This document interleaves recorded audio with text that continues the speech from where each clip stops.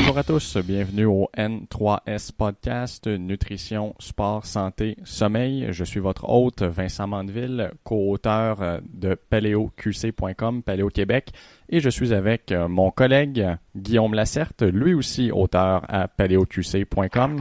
Comment ça va, Hey, Guillaume? ça va très bien, toi, Vincent? Ça roule en ce beau jeudi après-midi. Il fait beau. Je serais sans doute mieux dehors, mais c'est pas grave, on a une job à faire. Ouais, même chose ici. C'est bizarre, on dirait que les cégeps sont pas trop des gros fans des fenêtres. Euh, Surtout, je pense, là, je suis dans le nouveau pavillon, mais l'ancien pavillon a été construit pour initialement pour être une prison. Puis là, finalement, ça a été converti en cégep des années 70 avant que la prison ouvre. Puis, c'est un gros paquet de béton, là. Puis, si tu travailles dans un bureau, tu vois pas le soleil de la journée, là. Fait que c'est littéralement une prison. C'est littéralement une prison. Fait que c'est fait pour t'empêcher de sortir, t'empêcher d'avoir du fun. Ouais, tuer tous tes espoirs. Non, et puis te faire réfléchir à tes erreurs. C'est efficace. Remarque que, comme tu as écrit un article il n'y a pas si longtemps, l'école est une prison, puis aux dernières nouvelles, le cégep demeure une école. C'est vrai, hein, j'ai oublié de plugger ça. Je pense à la meilleure joke. Merde, il va falloir que je réédite mon article. À part de ça, qu'est-ce qui se passe de nouveau? Qu'est-ce qu'il y a de neuf? Qu'est-ce qu'il y a d'excitant? Toujours 150% de tâches. Fait que j'arrive à dormir, j'arrive à manger assez. Mais c'est exigeant. Là, mettons que je carbure au chocolat noir plus que d'habitude encore. Je pense que je suis rendu à peu près 100 grammes par jour. Là. C'est pas si pire. La Je pense que palette c'est au l'équivalent complet. de 2 cafés. Ouais, mais c'est correct. J'ai des nutriments là-dedans. Ben, il y a quand même des fibres, il y a quand même des polyphénols. Du magnésium, je pense. Mais ouais. Oh, là, il y a du fer aussi. Ça, j'en manque pas, mais. Il y a beaucoup de déculpabilisants aussi pour que tu en manges une palette par jour. Mais ouais, mais en tout cas, la plupart des études ont l'air de dire que c'est quand même pas mal bénéfique pour la santé. Fait que je m'accroche à ça. C'est ma justification. Hmm. Si une étude le dit. Exactement, c'est de la science. Tu peux pas contredire la science. Puis sinon, es-tu capable de squeezer quelques entraînements de jiu-jitsu brésilien ou de... Ouais, minimum 2 fois par semaine. Là, je viens d'avoir ma ceinture mauve. Fait que là, il faut que je garde mon niveau. Sinon, les nouveaux, ils vont être un peu trop craqués. Euh, Puis ouais, au moins 2 fois, c'est mon objectif de base. Si j'ai plus, c'est du bonus. Là, j'ai commencé à acheter de la musculation au travers parce que j'ai senti qu'il y avait des déséquilibres musculaires qui commençaient à s'accumuler. Fait que tranquillement, j'essaie de régler ça. Là. Puis je sens déjà, après, ça fait quoi, 3 semaines, 4 semaines que j'ai recommencé à aller au gym. Puis ça fait une différence, là, je le sens. Fait que ouais, lever du métal, c'est pas mal bénéfique pour la santé articulaire. Fait qu'on a peut-être quelques auditeurs qui font des arts martiaux aussi. Fait que quand tu dis aller au gym, lever du métal, c'est vraiment de la musculation classique. C'est pas rien de calisthénie, poids du corps. Ben, je dis Ben, c'est pas rien. calisthénie, poids du corps, j'en fais déjà. J'en fais souvent avant, après mes entraînements. Des fois, j'en fais dans mes cours. Tu sais, j'ai même une petite routine de mouvement que je fais le matin. Mais lever du métal, typique gym, là, tu sais, coucher sur un bench à lever des poids, c'est ce que je viens d'ajouter. Puis, ouais, ça fonctionne. Ça manque. C'est un outil c'est incroyable. Souvent, les gens ils se disent, ah, mouvement, tu sais, avec le poids du corps, c'est meilleur. Parce que pas vraiment. C'est un autre outil. Tu sais. Ça peut être intéressant, mais. Ben, il y a beaucoup de... Quand on regarde des entraînements, des programmes d'entraînement en gymnastique, ils vont par exemple faire des étirements avec des poids. Ce qui a l'air d'un concept absolument parfait pour se blesser si on regarde ça d'un premier coup d'œil, mais ce qui est hyper efficace. En tout cas, moi, ça m'a pas pris longtemps que j'étais capable de toucher plus que la paume de la main par terre quand j'ai commencé à m'étirer avec des poids, là. C'est mon expérience aussi à 100%. Depuis que j'ai commencé à jouer avec des poids dans mes étirements, ma flexibilité a vraiment pris une coche. Fait que c'est sûr qu'il y a toujours une méthode. Essayez pas ça à la maison, les enfants, mais n'en demeure pas moins que les poids hautement négligés. Hein. Après Pumping Iron, c'était tentant d'aller au gym, mais il y a un petit peu plus que juste du bench puis du deadlift. Ouais, non, ça c'est sûr. Puis toi, Vincent, qu'est-ce qui se passe de ton côté? Ma foi, je suis à l'orée d'un déménagement. Fait que chez moi, c'est une espèce de gros bordel de boîtes puis de... Mais bon, on s'arrange, on va vivre à travers entre le job en ergonomie, entre une nouvelle job aussi d'entraîneur dans un gym de la Rive-Sud, style Oh, cardio-métabolique. vendons ça un peu, voir. Ouais, ben, dans le fond, c'est des cours de groupe. Fait que pour tout le monde qui pense à l'aspect communauté puis qui se dit ah non, je suis pas capable de m'entraîner à moins d'avoir un groupe avec moi, c'est ça ressemble pas à un gym de CrossFit. C'est des cours de groupe, oui, beaucoup de poids du corps, quelques poids, des circuits, 1 heure in and out, tu tords ton chandail. Fait que si quelqu'un cherche à développer des metcons, de l'entraînement vraiment cardio-métabolique, c'est la place. Ouais, fait que dans le fond, ça, c'est ça. C'est un peu les meilleurs principes du CrossFit sans vraiment s'appeler CrossFit. Non, parce qu'effectivement, il n'y a pas de compétition, il y a pas le concept, c'est pas d'être le gars avec son nom le plus haut sur le board ou la fille, il n'est pas question d'être sexiste ici. Puis c'est pas Ouais. de lever le plus lourd possible, c'est à quel point tu es capable de te dépasser puis d'être en santé puis surtout le travail sur l'atmosphère est écœurant. C'est pour ça entre autres que j'ai commencé à travailler là-bas parce que sinon pas d'atmosphère, un gym classique où est-ce que tu as les entraîneurs personnels qui se lancent des pics dans le dos pour essayer d'avoir le plus de clients possible. Eh, ça me... Ouais, c'est comme atmosphère de travail, c'est pas génial. Non, Euh, exact. Ça m'accroche ton histoire de tableau parce que justement, ma copine a commencé un peu ce genre de truc-là. Elle est allée dans un gym CrossFit local. Puis comme elle dit, elle aime les entraînements, c'est bien, les gens supportent, mais ça dit le tableau, elle, ça l'a découragée complètement, tu sais, parce qu'elle commence, elle sait qu'elle va jamais, jamais, jamais arriver proche du sommet parce que, tu sais, en plus de pas avoir une super expérience, tu sais, elle a pas le temps à mettre pour devenir une sale bête de CrossFit qui en fait 5 jours par semaine. Fait que comme elle disait, c'est comme bon, ben, t'es comme obligé de mettre ton nom au tableau, puis ça fait juste te rappeler que, bof, tu sais, tu performes dans le 20% le moins bon. Fait que c'était pas génial, mettons, là-dessus. Ouais, puis en même temps, je pense que c'est important de mettre en place des mécanismes de contrôle quand tu t'entraînes, quand tu fais n'importe quoi. Tu sais, est-ce que après un entraînement, es-tu capable de faire plus de reps, es-tu capable de faire ça plus Ouais, vite, es-tu capable de lever plus de poids? Mais comparé à d'autres mondes, mais je comprends que ça peut être décourageant pour certains. Là. ouais, puis il faut comprendre aussi que, justement, il y a des freaks, là. Il y a des gens, là, qui, tu sais, à naissance, là, ils ont eu le jackpot génétique, tu sais, ils ont choisi les bons parents, puis une vie d'entraînement, là. Je suis sûr qu'ils ont choisi. Là. Ah, ouais. Ben, c'est tout le temps ce que je dis dans mes cours, là, tu sais, si t'es pas explosif quand tu sautes, c'est comme ben, meilleure chance la prochaine fois. Tu choisiras les meilleurs parents parce que ça, y a pas grand chose que tu peux faire. C'est comme les mollets, tu sais, en bodybuilding, là. Si t'as pas des gros mollets, c'est comme bon, ben, bonne chance. Fais comme Arnold, prends des photos avec les mollets cachés dans l'eau Mm. parce que t'es pris avec ça. Fait que, tu sais, si tu t'entraînes avec quelqu'un qui est un freak de la génétique absolue, tu sais, ça se peut que tu te sentes terrible, même si, tu sais, dans le fond, concrètement, tu fais du progrès toutes les semaines, ça va super bien tes trucs, là. Ouais, ben c'est pour ça que ce que je recommande habituellement, c'est oui, trouver des moyens de vous mesurer, mais tu sais, de se comparer à soi-même, parce que indépendamment de la génétique, même deux personnes qui ont la même génétique, mais qui ont des anthropométries différentes, par exemple, vont être tellement plus performants en haltérophilie versus en gymnastique, par exemple, ou fait qu'il y a tellement de facteurs qui rentrent en ligne de compte dans les activités physiques que faut pas se décourager avec ça. Faut juste regarder à l'avant, serrer les dents, pousser plus fort. Ouais, ben c'est quoi la statistique qui disait? C'est, je pense, si tu connais quelqu'un entre 18 puis 45 ans qui habite en Amérique du Nord, il y a qui mesure plus que 7 pieds, il y a une chance sur 6 qu'il soit dans la NBA en ce moment.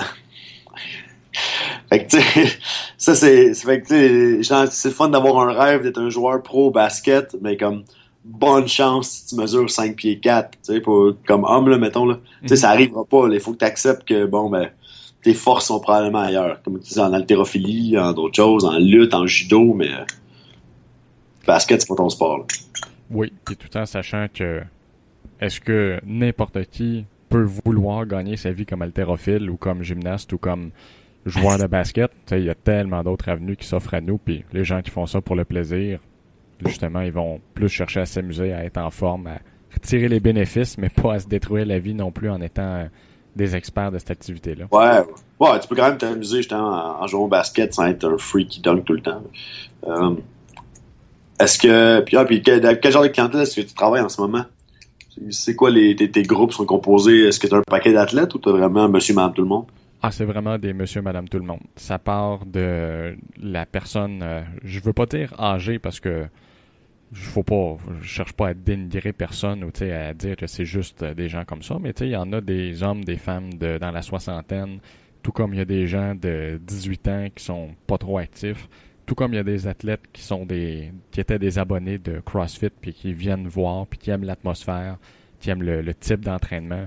Fait que ça part vraiment dans toutes les directions là. Fait que en tant qu'entraîneur, oh, Non. Puis est-ce qu'il y a des choses communes que tout le monde mérite de travailler ou? honnêtement, Honnêtement, la la flexibilité, la flexibilité, mobilité, je mobilité, trouve que ça manque à à tellement de tellement gens. Côté de technique, techniques, les gens les sont gens capables de capables de fournir une fournir grande direct qualité de travail, travail, puis sont capables de sont faire capables des pull-ups, de faire des des mouvements complexes assez complexes, importants, mais mais la la flexibilité, là, ça fait qu'après plusieurs reps en fin d'entraînement, ils perdent la qualité de mouvement, puis je sais que ça, c'est quelque chose que je vais beaucoup chercher à travailler après. c'est vrai que les gens ne se rendent pas compte souvent que si un muscle n'est pas flexible, dans plein de mouvements, tu vas travailler contre ce muscle-là. Fait que, tu sais, en plus de la charge, il faut que tu travailles contre tes propres muscles pour arriver à faire le mouvement correctement. Fait que, comme je disais, avec un peu de fatigue, bam, la forme, tout de suite, elle paye, puis les risques de blessure augmentent. Là. Ouais, absolument. Puis, de travailler toujours les mêmes exercices, c'est clair que ça limite comment je dirais, nos patrons moteurs. On développe pas d'autres habitudes. Ouais, j'ai écrit plusieurs articles là-dessus. Puis avec mes élèves, je le vois tout le temps, tout le temps. Comme tu disais, il y a des gens qui sont, on pourrait les qualifier d'athlètes. Là. Font plusieurs sports, ils s'entraînent beaucoup, ils ont des gros volumes d'entraînement, mais ils sont incapables de bouger. Je fais faire des roulades dans mes cours d'arts martiaux, peut-être un ou deux, euh, ou deux étudiants qui sont capables de le faire. Puis tu sais, le reste, là, 0-0, là. C'est triste parce que tu dis, tu fais ça, faire ça, puis sont presque tous capables de le faire ou ils vont le faire en 2-3 minutes. Puis les gens rendus à 16-18 ans, 0-0. Alors que c'est des mouvements essentiels. Tout le monde devrait être capable de faire ça. C'est, il y avait une citation de Socrate qui disait, je vais paraphraser là, grossièrement, j'espère qu'il n'y a pas des puristes qui nous écoutent, mais qui disait que tout le monde devrait pouvoir vieillir gracieusement puis connaître la beauté de la force de son propre corps. Les nombres de personnes âgées qui se fracturent des os, des hanches, c'est terrible, là. Donc, un petit peu de mobilité à ce niveau-là, je suis sûr que ça aiderait. Ouais, tu sais, c'est savoir comment tomber, être à l'aise à terre. Puis tu sais, quand tu fais des roulades, t'apprends à jouer à terre, à t'asseoir, à te relever. Puis, tu sais, pour les personnes âgées, c'est un gros truc. C'est un gros prédicteur de mortalité, la capacité de de s'asseoir à terre puis de se relever. Les gens qui n'arrivent pas à faire ça, ils ont c'est vraiment un mauvais signe. Donc, tout ce qui est justement jouer à terre, bouger un peu à terre, toujours payant. Mm. Puis en fait, on pourrait changer de sujet histoire de pas trop coller à l'entraînement, mais un petit truc qu'on pourrait donner à nos auditeurs, juste le fait de s'asseoir en squat. Hein? Si vous avez déjà vu des pays, des gens de contrées asiatiques, comment est-ce qu'ils s'assoient? Sur leurs talons, pas les fesses à terre, vraiment juste les pieds au sol. Mais en Guillaume, combien de personnes tu vois faire ça, qui tombent sur le dos, qui tombent par en avant parce qu'ils sont pas assez flexibles des mollets? Ouais, non, c'est terrible. En fait, j'ai fait un entraînement de groupe dans un cours d'aérobie dernièrement, puis un des, tu sais, dans le fond, ils choisissaient ce qu'ils voulaient faire dans le tableau, dans le choix qu'il y avait. Puis un des choix, c'était juste rester 4 minutes en squat complet par terre. Puis, tu sais, les gens, ils travaillaient, là, j'en voyais, là, tu sais, le front en sueur, là, puis il fallait qu'ils se tiennent, puis c'était difficile, là, puis c'était juste 4 minutes, là. Puis, tu sais, encore là, c'est des jeunes en forme, là. Ouais, comme quoi, hein, la flexibilité, c'est utile d'être flexible, même pour rien faire, même pour être dans une position de repos. Mhm. Mais plus tôt, Guillaume, t'as parlé tu fais une routine de mouvement le matin, puis Ouais. il y a peut-être des gens qui seraient curieux de savoir, bon, les gars de Paléo Québec, comment est-ce qu'ils font pour vivre leur vie? Tu sais, comment est-ce qu'ils font, qu'est-ce qu'ils font de leur journée? Fait que ça serait peut-être intéressant que tu t'en parles, voir toi, qu'est-ce que tu fais? As-tu une routine qui est matinale, une routine qui est quotidienne à peu près? Ouais, ben en fait, moi, ça part du fait que tu sais, être professeur d'éducation physique, ça paraît pas, mais on est dans je pense, les emplois où les gens ont le plus de blessures puis ils sont le plus maganés physiquement après une carrière. C'est comme par exemple, là, il y a c'est pas physique, mais ça reste un truc qui est fréquent. Ceux qui font les profs de primaire, beaucoup, il y en a qui développent de la surdité en vieillissant parce que les enfants crient dans le gym, c'est super écho, il y a beaucoup de bruit. Fait que, il y a plein de petites choses comme ça auxquelles il faut faire attention. Puis, tu sais, moi, je suis rentré au cégep en 2013. Je suis temps plein presque depuis 2013, sauf la session dernière. C'est juste parce qu'il y a des enseignants qui sont blessés. Puis on parle sur une équipe de 13 personnes. Là. Des gens qui sont fait remplacer les genoux, des gens qui ont des problèmes d'épaule, il y a eu des problèmes de dos, qu'est-ce qu'il y a eu? C'est le genou remplacé au complet, problème de cheville, problème de poignet, plein de trucs différents. Puis, donc, je veux vraiment faire attention pour pas finir en chaise roulante à 50 ans. Fait que je regardais justement de quelle façon je pouvais prévenir ça. Puis je suis tombé sur des vidéos d'Andreo Spina, qui est c'est un chiropraticien, puis il y a comme une liste de titres longues comme le bras, là. Puis il y a des trucs super intéressants. Puis, entre autres, il expliquait que on dirait que c'est un déclic qui s'est fait dans ma tête, là, que les articulations sont vu que les articulations sont peu vascularisées, donc il n'y a pas beaucoup de sang qui se rend. La seule façon qu'il y ait du liquide lymphatique qui se rentre, puis qui bouge, puis qu'il y a de la réparation dans les tissus, c'est à travers la compression, c'est-à-dire à travers le mouvement.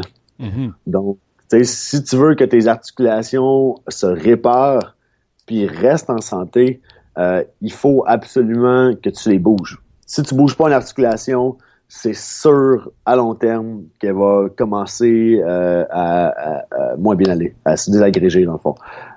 L'exemple extrême de ça, c'est clairement les astronautes qui développent de l'ostéoporose, même s'ils s'entraînent 2 heures par jour. Ouais, pour les astronautes, il y a l'absence de gravité aussi qui vient jouer énormément. Je pense que c'est Chris Hadfield qui disait que ça prend 5 minutes pour que les astronautes se mettent à comme pisser du calcium puis des protéines parce qu'ils perdent la masse osseuse puis musculaire déjà. Mais mettons, on pourrait penser à quelqu'un qui on dit qu'il plie jamais le dos, là, qui a le dos toujours droit. Les vertèbres vont fusionner ensemble. C'est fou, là, le tissu. Le disque intervertébral. Les disques intervertébrales, des fois les ligaments et les tendons vont carrément se calcifier puis ça va fusionner ensemble. Puis c'est la même chose aussi pour les épaules. Il dit avant, les gens qui avaient les gens de plus que 45 ans qui se faisaient opérer à l'épaule, qui avaient des problèmes, ils immobilisaient l'épaule pendant un certain temps. Puis là, ils se rendaient compte après qu'il y avait des séquelles à vie. Si l'épaule était immobilisée, je pense que c'est plus que 2 semaines. C'est rien, là. S'il manque de mouvement dans l'épaule 2-3 semaines, ils ont une accumulation de calcium dans l'épaule puis ils pourront presque jamais récupérer le mouvement qu'ils ont perdu. Donc, c'est vraiment, vraiment important de bouger les articulations. Puis, dans tous les sens, tous les angles possibles, là, évidemment, sans douleur. Puis là, je vais fermer la boucle. c'est là que ça m'amène à ma routine du matin. C'est ce qu'Andreo Spina suggère, c'est quand tu te lèves le matin, bouge toutes tes articulations avec des rotations dans tous les sens, le plus possible. Fait que là, j'ai commencé à faire ça. Je me lève le matin, je tourne la tête dans tous les sens. J'ai plein de petits mouvements pour la tête, pour les épaules, pour les coudes, pour les poignets, pour les doigts, colonne vertébrale en rotation, les hanches en rotation, les chevilles, les genoux, je fais quelques squats, puis même je plie mes pieds un peu de toutes les bords. Puis c'est comme un moyen de réveiller mon corps après une nuit sans trop bouger. Puis c'est un moyen de, après une nuit immobile, toutes mes articulations reçoivent du nouveau liquide lymphatique, peuvent commencer à être actives pour la journée. Fait que puis j'ai commencé à le faire tranquillement d'une journée à l'autre, puis je me sens vraiment mieux dans mes journées en général. Là. J'ai senti que ça faisait une différence. C'est peut-être dans ma tête, mais j'ai l'impression qu'il y a de quoi de positif qui se passe. Ça ressemble un petit peu à la technique Nado, ce que tu décris. Technique Nado, j'ai aucune idée c'est quoi. Vas-y, c'est pas ce que c'est. Oh mon Dieu. Il va falloir que tu ailles voir sur YouTube. On regardera ça après le podcast, si tu veux. C'est un docteur qui avait, dans les années, j'ai le goût de dire 60-70, lancé une méthode de mouvement pour les personnes un peu plus âgées. Puis, tu sais, c'était des affaires bizarres, là, lever les bras, tourner les yeux. Mais en même temps, il a fait bouger un paquet de monde qui n'aurait pas bougé autrement. Fait que c'est un super avantage de qui ait fait ça. Donc, tu pourrais peut-être faire la technique Lacerte dans les années 2016 maintenant. Ça devrait être... on devrait être passé à un autre niveau. Fait que... Ouais, mais là, je viens de dire que j'ai volé à quelqu'un. Fait qu'il va falloir... Je pense qu'il va falloir effacer le podcast après. Ben, c'est pas grave. Je pense s'il parle pas français, je vais être correct. T'as juste à dire que c'est une technique rotative des articulations. Puis... où tu enlèveras le mouvement des yeux. Tu trouveras quelque chose, je suis sûr que il y a moyen de changer ça. Jillian Je pense que c'est Michaels, vrai. Jillian Michaels, ouais, c'est vrai, l'entraîneur de Biggest Loser. elle a bien fait un empire sur des jump squats, puis des push-ups, puis des affaires qui ont existé pendant des milliers d'années. Fait que, pas sûr que le docteur Nadeau va t'en vouloir ben. C'est vrai. Puis à part de ça, à part le mouvement, as-tu des points récurrents dans ta routine? Ben, en ce moment, on dirait que, tu sais, pour me rendre d'un pavillon à l'autre du cégep, je pars tout le temps en vélo quand même relativement tôt le matin. Ça fait vraiment du bien. Mais, non, c'est vrai. Putain, je vais acheter une parallèle. Je me suis rendu compte que ça, c'est pas si lié tu sais, à l'entraînement puis au mouvement, mais je pense quand même que c'est pertinent les routines du matin. Je me suis rendu compte que quand je tombe sur mon ordinateur, ma productivité et mon efficacité descendent pas mal.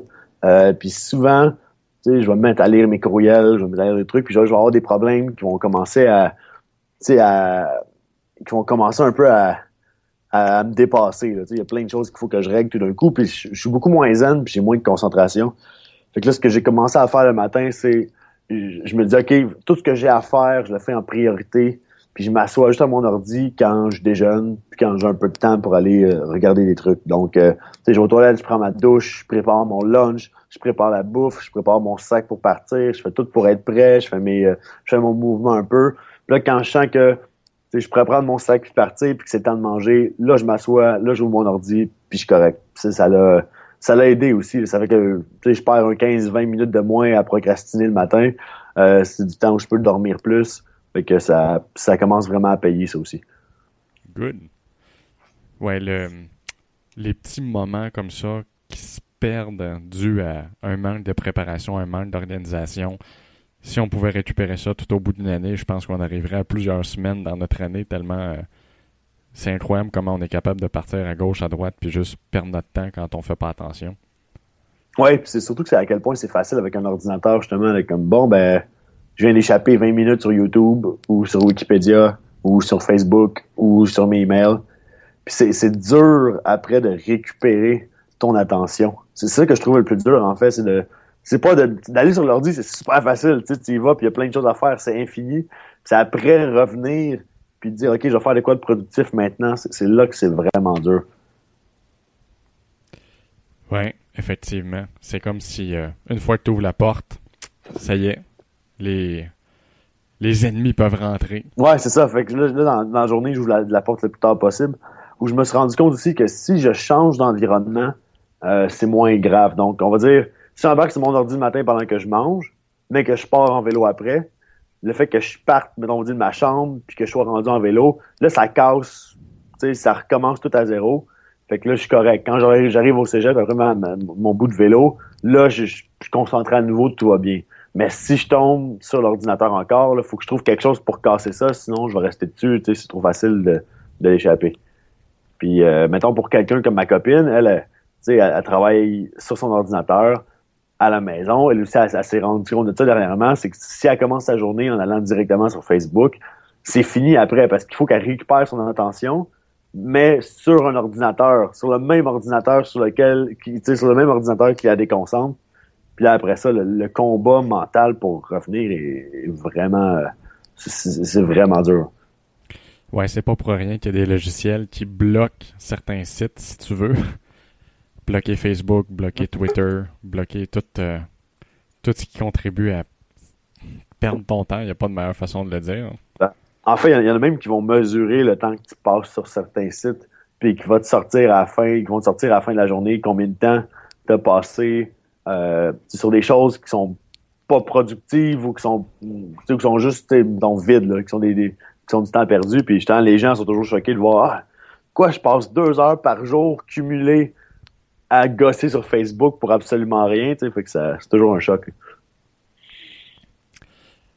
Ben, ma foi.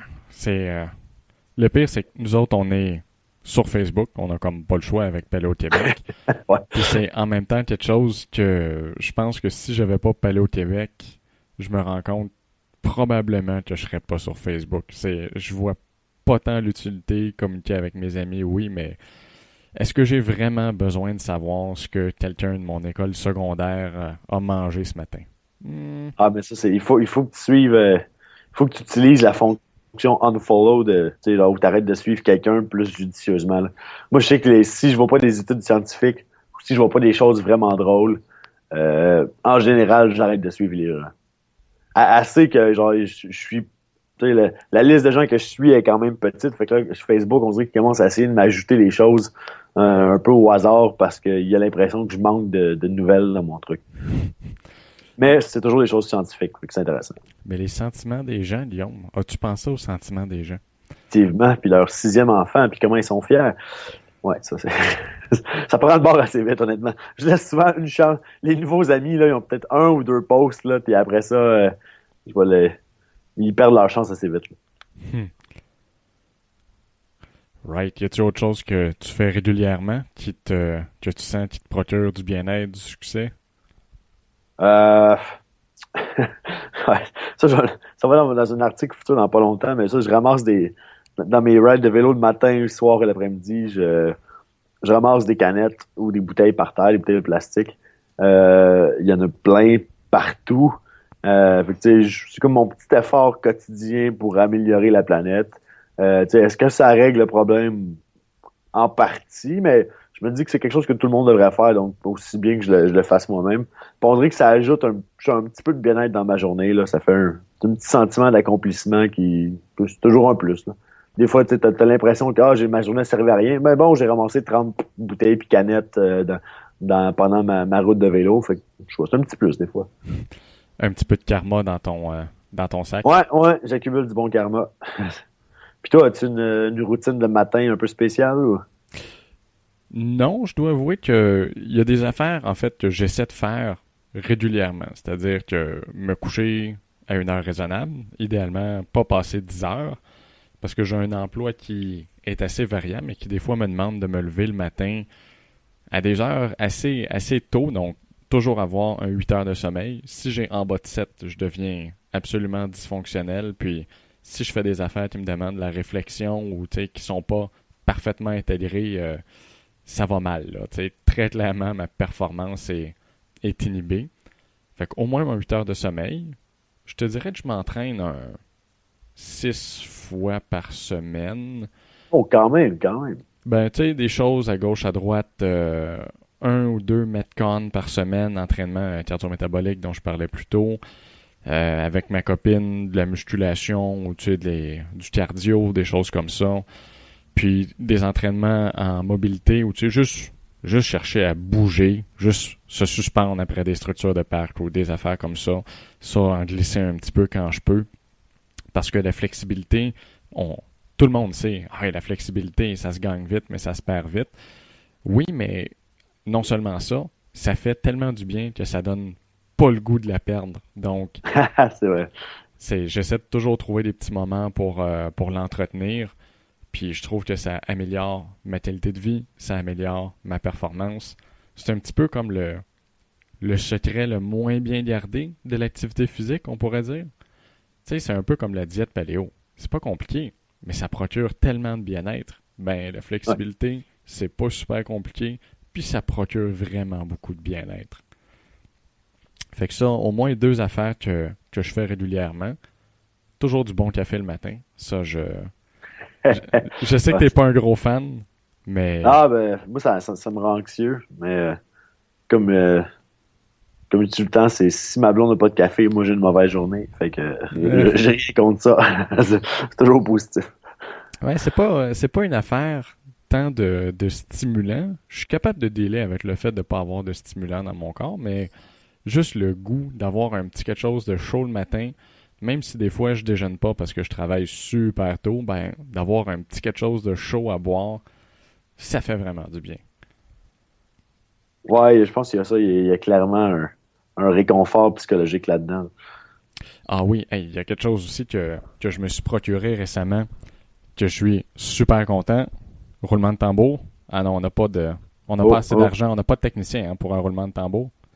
Non, on va pouvoir faire ça en post-production, je pense. Ben, on va s'essayer. Mais je me suis acheté une table élévatrice chez Ikea. OK. Puis qu'est-ce qu'elle fait, ta table élévatrice? C'est pour travailler debout, ça? C'est pour travailler assis ou debout, tu sais, pour changer de position. Fait que là, évidemment, je l'ai pas monté parce que je déménage bientôt. Fait que ça sert à rien de la monter, puis la démonter, puis la déplacer, puis la remonter. Mais c'est quelque chose qu'on a au bureau, une table élévatrice, puis je m'en sers tout le temps pour changer de position. Je trouve ça super agréable. Mais je me suis dit, mais quand je fais des articles pour Palais au Québec ou quand je fais de la rédaction, quand je travaille de la maison, j'ai pas ça à la maison. Fait que j'ai acheté ça. Puis pour une table à manivelle, c'est pas très cher. Honnêtement, là, on parle de Combien ça coûtait? 330$ avec les taxes. OK. Fait que c'est quand même assez... tout le monde, je pense que tout le monde peut se le permettre, entre guillemets. Tout le monde qui veut, évidemment. Là. Fait que c'est un petit achat que j'ai bien hâte d'essayer. C'est clair que pour quelqu'un qui travaille justement à la maison, ça peut être vraiment intéressant. Quelqu'un qui va... c'est temps d'équiper un bureau pour une entreprise, ça peut être intéressant aussi. Non, ça vaut la peine. Puis, tu sais, on parle de mouvement, on parle de mobilité. Puis, tu parlais de créer un environnement. Souvent, notre environnement occidental, il est pas super propice à se mobiliser, à se déplacer. On a des chaises, c'est super rembourré, c'est super confortable. Des fois, il faut s'aider un petit peu. Fait que je sais que si j'ai une table élévatrice, j'aurais pas le choix de m'en servir pour la rentabiliser. Je pense que une des meilleures histoires que j'ai entendues là-dessus, c'est dans un podcast de Rob Wolf récemment, où il mentionnait que les gens en ce moment qui sont pas comme obèses et en mauvaise santé, c'est les gens bizarres. Parce que les gens normaux qui écoutent leur corps un minimum puis qui suivent leur environnement comme on devrait, ils sont justement, ils sont tous rendus obèses puis malades par l'environnement. Donc, tu sais, c'est pas normal en ce moment de pas être obèse. C'est vraiment intéressant comme perspective. C'est vrai que c'est là que tu te rends compte que si tu changes pas ton environnement, à moins que tu sois comme un peu spécial dans la tête, comme je pense que c'est probablement mon cas, la conséquence à long terme, c'est pas mal sûr que c'est obésité, puis maladie, puis problème de santé. Là. Ouais, puis corrige-moi, mais il me semble qu'une des critiques qu'on a le plus souvent, c'est ouais, mais le paléo, j'ai une mauvaise génétique en partant. Ouais, mais tu sais, la génétique, c'est un facteur. L'environnement, c'est un facteur qui est beaucoup plus important que ce que ta génétique pourrait avoir comme impact. Si tu mets même quelqu'un qui est prédisposé à prendre du poids, tu le mets dans un environnement où il est incapable d'en prendre, ben, comment tu veux qu'il en prenne, tu sais? Ouais, ben, non, en fait, la susceptibilité, elle peut être génétique. Donc, tu sais, moi, je l'explique à mes étudiants, ça passe quand même bien, c'est que, tu sais, en fait, dans l'environnement idéal, il n'y a pas d'obésité. Il y a très peu de maladies chroniques. La plupart des gens vieillissent bien, vieillissent en santé. On le voit dans les zones bleues, par exemple. Majorité de la population va avoir zéro problème de santé jusqu'à un très vieil âge. Puis la composition corporelle va être super bonne. Les gens vont être heureux, ça va super bien. Mais, plus le décalage entre notre environnement de vie puis l'environnement idéal grandit, plus il y a un grand pourcentage de gens qui vont commencer à avoir des problèmes.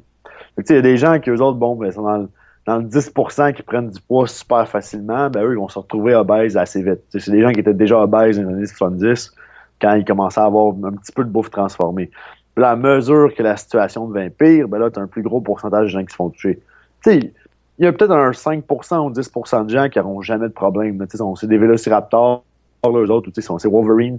Ils peuvent manger de la brique, là, puis du carton, puis rester couchés sur leur sofa toute la journée, puis ils vont quand même avoir l'air super musclés, mais ça, c'est un petit pourcentage de gens.